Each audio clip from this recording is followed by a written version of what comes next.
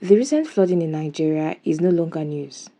We've seen most of it mostly in the south-south region of the country, but other geopolitical zones are not excluded. How bad is it? How many people have been displaced? How are they faring? How many have died? And what are the imminent consequences? Before I get into that, let me tell you a story.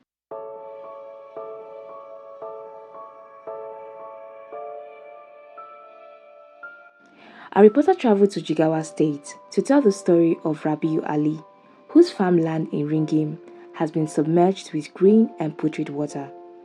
This spells doom for Mr. Ali and other farmers whose crops have been washed away by the floods. Aside farmlands, markets are covered, bridges and roads are no longer accessible in Jigawa State. Residents resorted to the use of boats as transportation, but many lost their lives when the boat capsized. In some places, the residents battle malaria, typhoid, and waterborne diseases. So what's the reason for this flooding? 1. Inadequate infrastructure. 2. Non-implementation of environmental guidelines. 3. Overflowing water from local rivers. 4. Unusual rainfall due to climate change. And 5. The recent release of excess water from external forces such as the Lagdo Dam in neighboring Cameroon.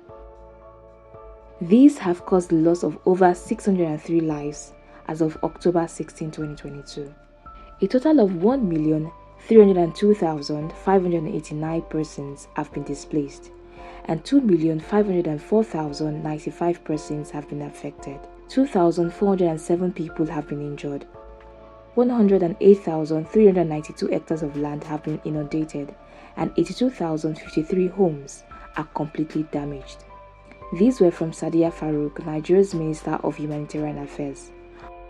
But the worst is yet to come, because in coming months, the prices of goods, especially rice and maize, will skyrocket as a result of the flooding. There will be food scarcity. The president of the Association of Rice Farmers in Jigawa State, Yusuf Habo, told us that 95% of all rice farms in the state have been destroyed by the floods. This, of course, will lead to intensified malnutrition in the country. But what is the government doing about this, and what are their future plans? Nigeria's disaster agency NEMA has begun the distribution of 12,000 metric tons of food and non-food items across the flood disaster hotspots.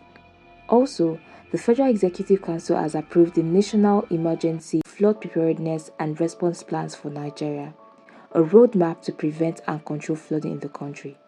To get more details on this report, visit www.premiumtimesng.com.